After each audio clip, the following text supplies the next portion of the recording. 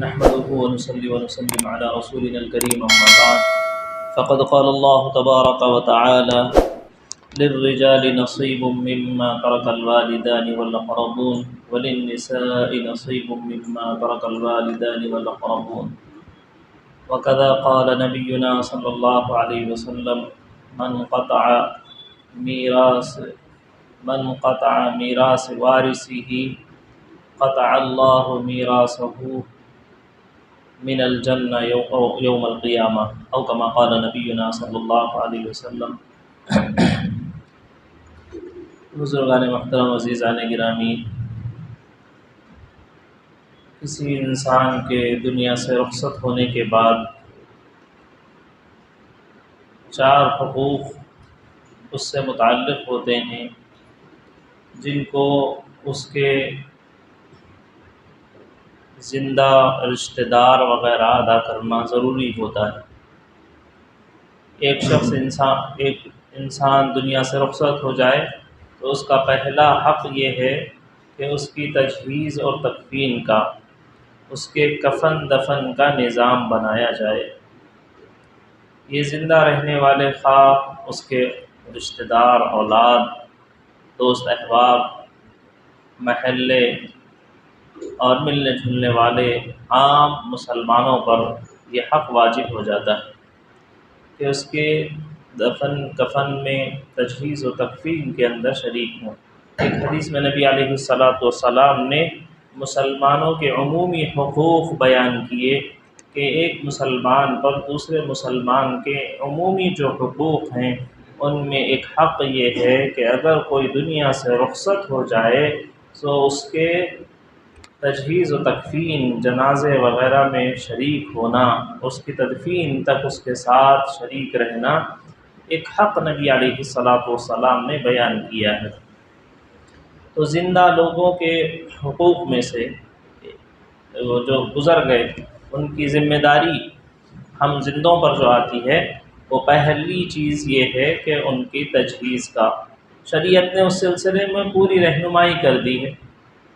کہ انتقال سے پہلے سے اگر کوئی مرض الوفات میں ہے تو اس سے کیا بات کرنی چاہیے، وہ بھی شریعت نے رہنمائی کر دی۔ اس وقت میں تلقین صرف کلمے کی،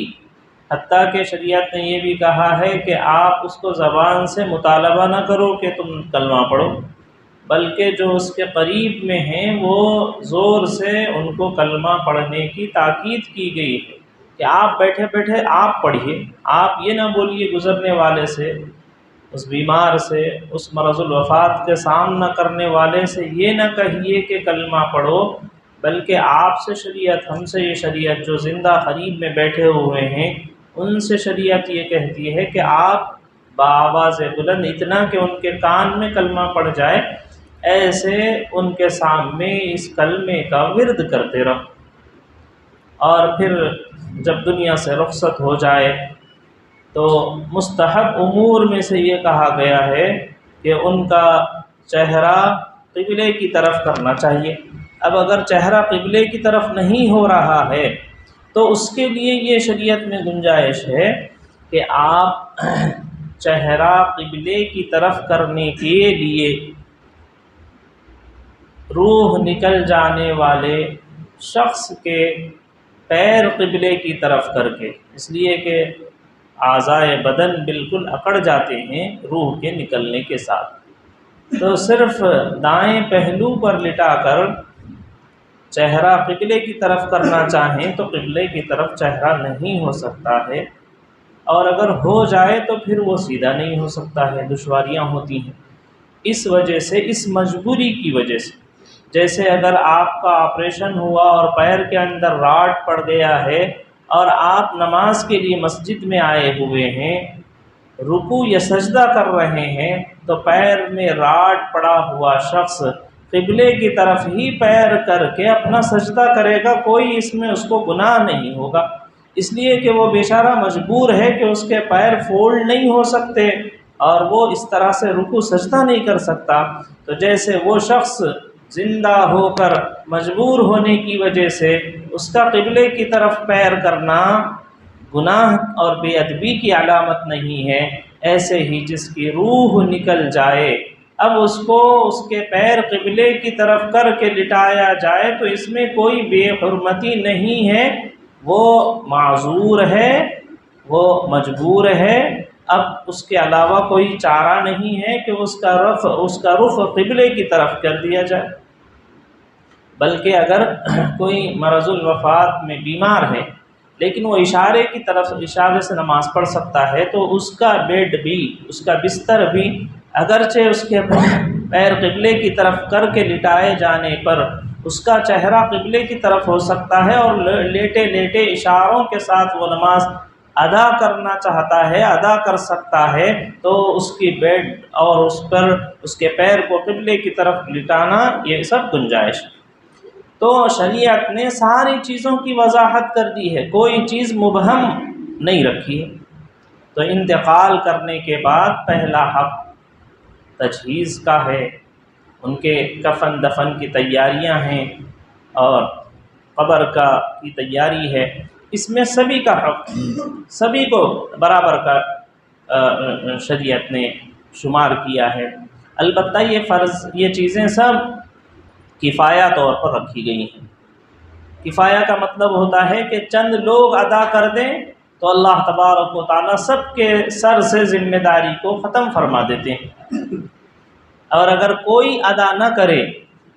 تو پھر سارے لوگ گناہگار ہو جاتے ہیں۔ اگر کوئی ایسا جنازہ ہے جس میں کوئی شریک نہیں ہو رہے ہیں تو پھر اس کے سارے لوگ گناہگار ہو جاتے ہیں، اور کچھ لوگ ہو رہے ہیں اور اس کی تیاری میں شریک ہو رہے ہیں، اپنے طور پر حصہ لے رہے ہیں، تو یہ بہت اچھی بات ہے اور سب کی طرف سے ذمہ داری ادا ہو جاتی ہے۔ تو پہلا حق یہ ہے کہ اگر کوئی انتقال کر جائے تو سب اپنے طور پر اس ذمہ داری کو محسوس کرنا چاہیے۔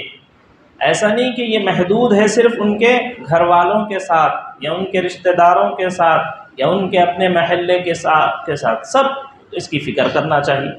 ہاں کچھ لوگ کر لے رہے ہیں تو ہم اپنی ذمہ داریاں اپنے طور پر ہم اپنے کام میں لگ سکتے ہیں، اور اگر اس کو کوئی نہیں کر رہا ہے تو پھر ہم اپنے کاروبار کو بند کر کے اپنے دیگر مصروفیات کو ترک کر کے پھر اس کام میں لگنا ضروری ہو جاتا ہے۔ الحمدللہ ہمارے شہر میں تو ماشاءاللہ بہت اچھے نوجوان ہیں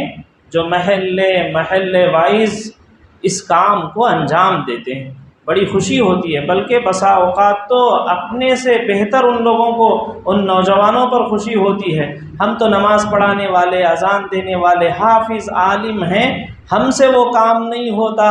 اور قبر کو کھودنے کے لیے ہم لوگ جانے میں تھوڑا سا پس و پیش ہو جاتے ہیں، لیکن نوجوان ہیں اور اتنا اجر و ثواب کا وہ کام انجام دے رہے ہیں آگے بڑھ کے۔ اور بہت سے وقت میں شدید گرمی ہے اور رمضان کا موقع ہے، بہت نوجوان وہ ہیں جو روزے سے رہتے ہیں، لیکن معلوم یہ ہوا کہ ان کے محلے کے اندر کسی بڑے کی وفات ہو گئی تو قبر کے کھودنے میں شریک رہتے ہیں۔ بہت بڑے اجر و ثواب کا بہت اچھا کام کر رہے ہیں وہ نوجوان جو اس طرح کے کام میں شریک ہوتے ہیں اور خود سے شریک ہوتے ہیں، اور ہر طرح کی اس وقت کی دشواری کو، گھر کے کام کاج کو، اور اس دن دکان جانے کو، اور کوئی کام ہے اس کو آگے پیچھے کر کے، صرف یہ پتہ چلا کہ محلے میں اور گاؤں میں کوئی شخص دنیا سے رخصت ہو گئے ہیں اور ان کا مکان تیار کرنا ہے تو اس میں شریک ہوتے ہیں۔ بہت اچھے نوجوان ہیں وہ، اور قابل مبارکباد کام کر رہے ہیں، اور وہ بہت اجر و ثواب والا کام کر رہے ہیں۔ اللہ ہی جانتے ہیں کہ ان کو کتنا اجر و ثواب دیا جانے والا ہے۔ اللہ تعالیٰ فرماتے ہیں 2 قیرات ثواب ملتا ہے، جو تجہیز تکفین جنازے میں تدفین کے تک رہتے ہیں۔ تو پھر اس حدیث کی تشریح میں پوچھا گیا 2 قیرات کتنا ثواب ہوتا ہے، تو آپ نے فرمایا احد پہاڑ کے برابر 1 قیرات ہے۔ تو اتنا بڑا احد پہاڑ مدینے کے سب سے بڑے پہاڑوں میں جو پورے مدینے شریف کو گھیرا ہوا ہے، اب اس کا کتنے ٹنوں کا کتنے وزنی ہے، وہ کتنے ٹن وزنی ہے، کوئی اندازہ ہی نہیں لگایا۔ یعنی جو اس کام میں شریک ہونے والے نوجوان ہیں ان کو کتنے ٹنوں اجر و ثواب مل رہا ہے اس کا اندازہ نہیں لگا سکتے۔ تو بہت اچھا کام ہے، لیکن اس بات کو بھی یاد رکھنا چاہیے، بہت سارے لوگ تدفین میں شریک ہو رہے ہیں اور قبر تیار کر رہے ہیں، لیکن اس میں بسا اوقات اپنی دل کی خوشی کے لیے بعض چیزیں شریک کر رہے ہیں۔ مثلا قبر کو بہت سجانا، شریعت میں ان چیزوں سے منع کیا گیا ہے، اتنا ہی کرنا جتنا شریعت کی رہنمائی ہے۔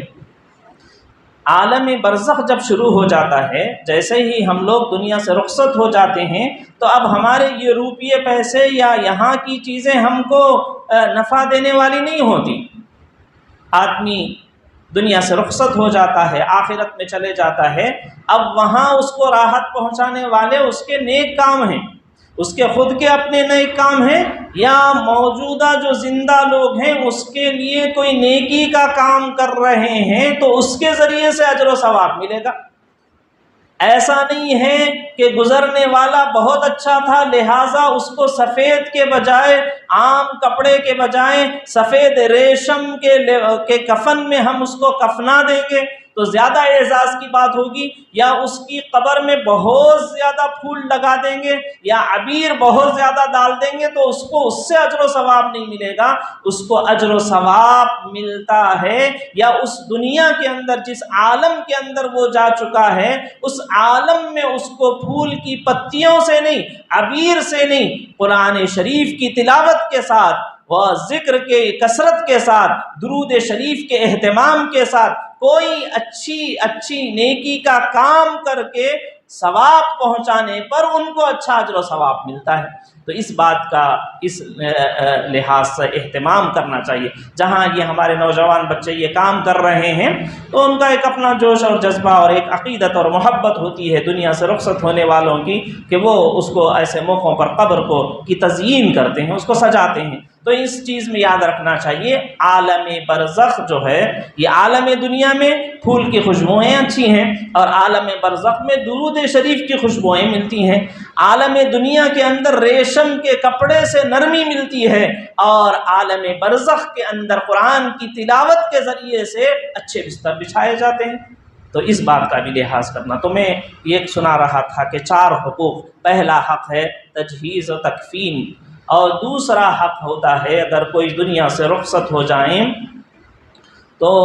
ان کے اگر قرض ہیں تو اس کو ادا کرنے کی فکر کرنا۔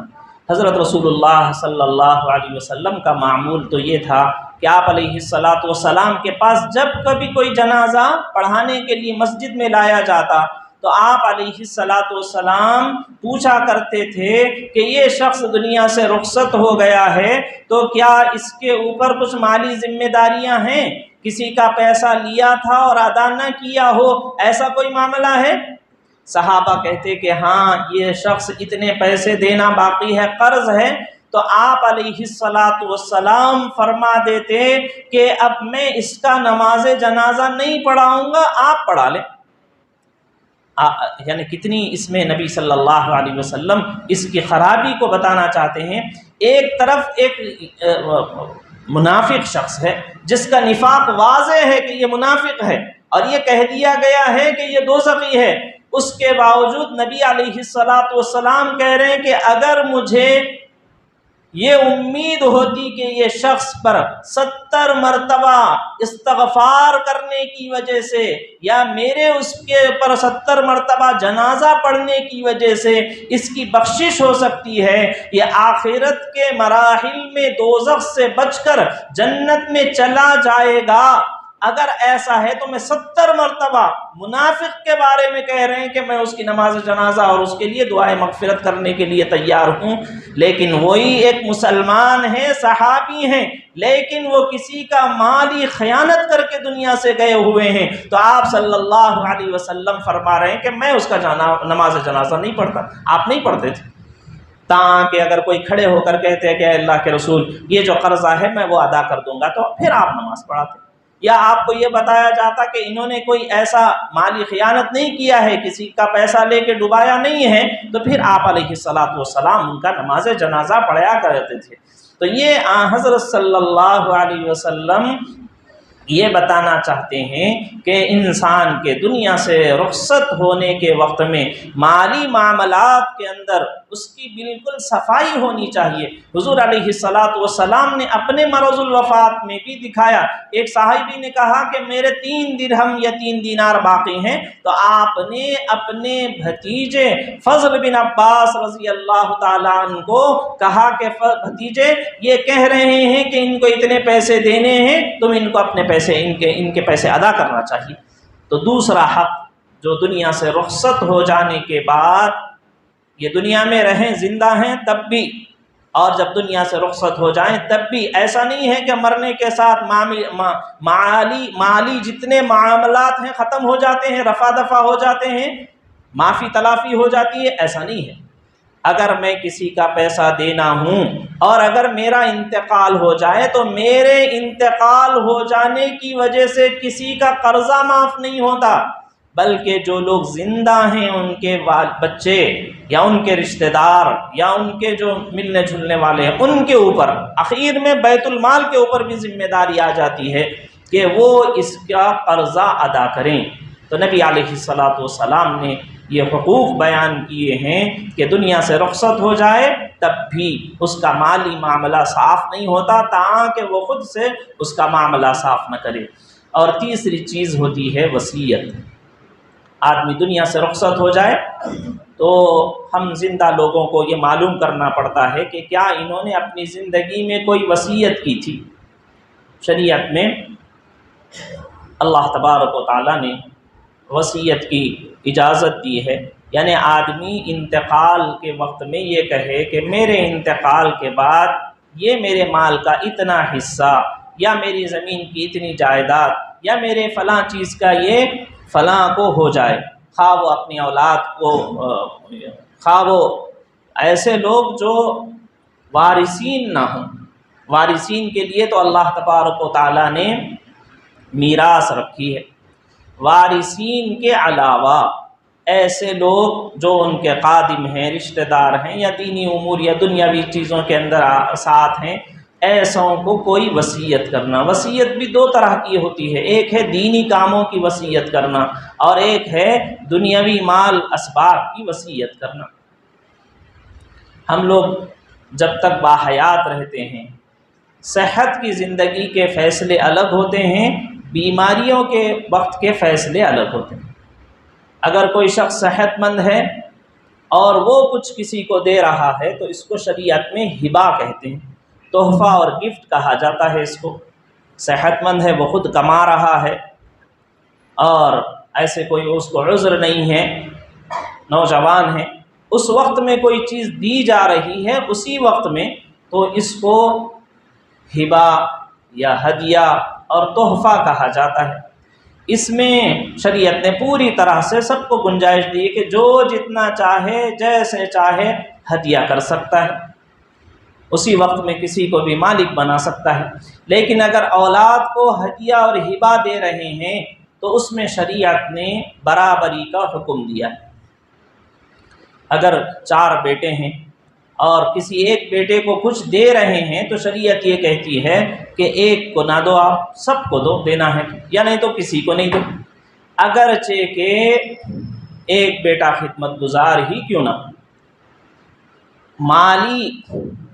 محبت میں اور تعلق میں، اس میں تو قلب کے اوپر آدمی کنٹرول نہیں کر سکتا۔ جو خدمت گزار ہے، ساتھ رہنے والا ہے، بات سننے والا ہے، قلب اس کی طرف متوجہ ہوتا ہے۔ لیکن جب کھلانے اور پلانے کی بات آتی ہے تو شریعت یہ کہتی ہے کہ جو آپ کا فرما بردار ہے اس کو زیادہ کھلائیں گے، جو نافرمان ہے اس کو کم کھلائیں گے، جو اچھا ہے اس کو زیادہ دیں گے، جو اچھا نہیں ہے اس کو خراب دیں گے۔ اس میں شریعت نے ہم کو بھی اجازت نہیں دی ہے، اگرچہ کہ بیٹا نافرمان ہے اس پر مال خرچ کرنے میں بھی فرق نہیں کر سکتے۔ ہاں، محبت میں آپ فرق کر سکتے ہیں، دل کے رجحان میں، اس کے ساتھ اٹھنے بیٹھنے میں، وقت میں، کھانے پینے کے اندر اس کے ساتھ وقت گزارنے میں، اس میں، لیکن مالی اعتبار سے خرچ میں آپ کو نہیں کر سکتے۔ ایک صحابی تھے حضور علیہ الصلاۃ والسلام کے، حضرت نعمان بن بشیر ان کا نام تھا۔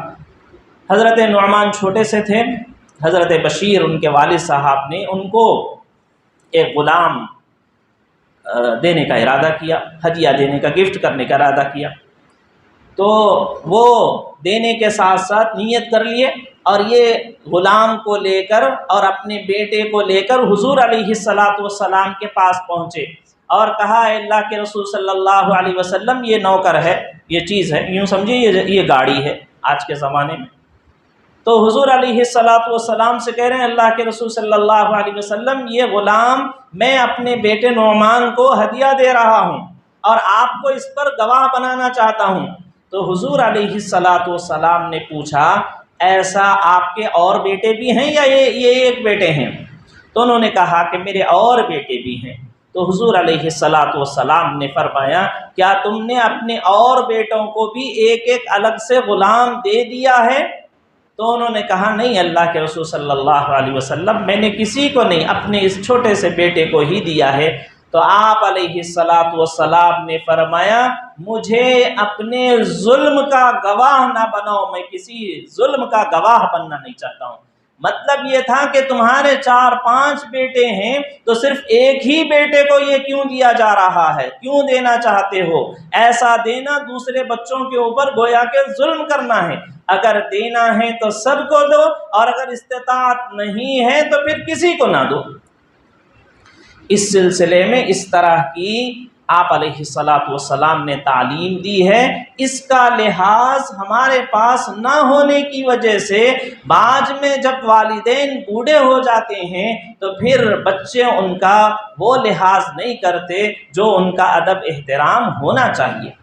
بالخصوص ہمارے معاشرے میں لڑکیوں کے نکاح کے موقعوں پر بہت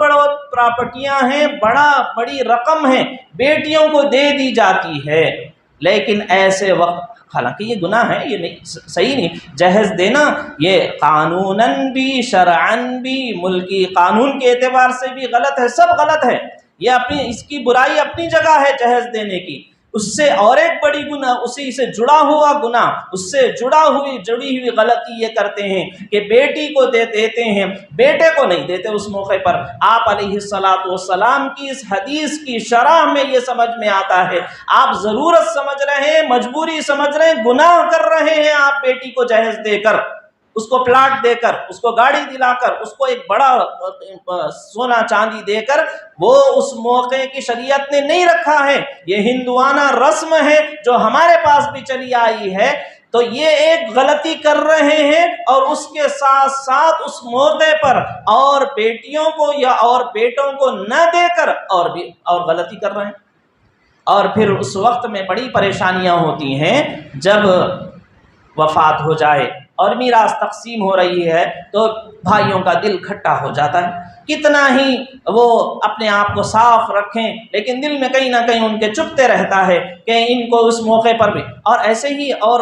یہ بھی پریشانیاں آ رہی ہیں کہ بچے ہیں اور پڑھائی میں ایجوکیشن میں ان لوگوں کے اندر فرق ہو گیا ہے، ایک بچہ ہے جو انجینئرنگ کر رہا ہے یا ایک ہے جو بالکل ڈگری کر کے وہ اپنے کاروبار میں لگ گیا ہے، اس کو کاروبار لگا رہے ہیں، بقیہ کو کچھ نہیں کر رہے ہیں، یا بعض کو میڈیکل میں سیٹ دلانے کے لیے 1-1 کروڑ کا ڈونیشن دے رہے ہیں۔ اب دوسرے بھائیوں پر کیا گزرے گی جس کو آپ نے 10 لاکھ کا کاروبار بھی نہیں لگایا ہے اور ایک بیٹے کو آپ میڈیکل کی سیٹ دلانے کے لیے 1 کروڑ لگا رہے ہیں۔ یہ چیز ہے جس کو سمجھنے کی ضرورت ہے۔ ایک والد ہونے اور اولاد کی تربیت کے لیے شریعت نے جو چیزیں رکھی ہیں یہ چیزیں ہوتی ہیں جو بھائیوں کے دلوں کے اندر پھوٹ پیدا کر دیتی۔ مال ایسی ہی چیز ہے، مال کوئی بہت اچھی چیز نہیں ہے، مال فتنوں کی، جس کے پاس پیسہ رہتا ہے ان کے پاس محبتیں نہیں رہتی ہیں، جن کے پاس کچھ نہیں ہوتا ہے انہی کے دلوں میں محبت ہوتی ہے۔ مال آتا ہے تو وہ محبتوں کو، وہ چھری ہے، وہ چاقو ہے جس سے محبتیں کٹ جاتی ہیں۔ تو یقیناً اس طرح کے فیصلوں کے اندر بہت سمجھداری سے شریعت کو پیش نظر رکھ کر ان چیزوں کے فیصلے کرنا چاہیے۔ تو نبی علیہ الصلاۃ والسلام نے زندگی میں مال کے دینے کے سلسلے میں اولاد میں فرق کرنے کو منع کیا ہے، یہاں تک کہ بیٹی اور بیٹے میں بھی فرق نہیں کر سکتے آپ۔ اور اگر دوسری شکل یہ ہے کہ بالکل وفات کے بیمار ہو چکے ہیں، کاروبار ختم ہو چکا ہے، اب بچے کما رہے ہیں اور وہ بیٹھ کر کھا رہے ہیں،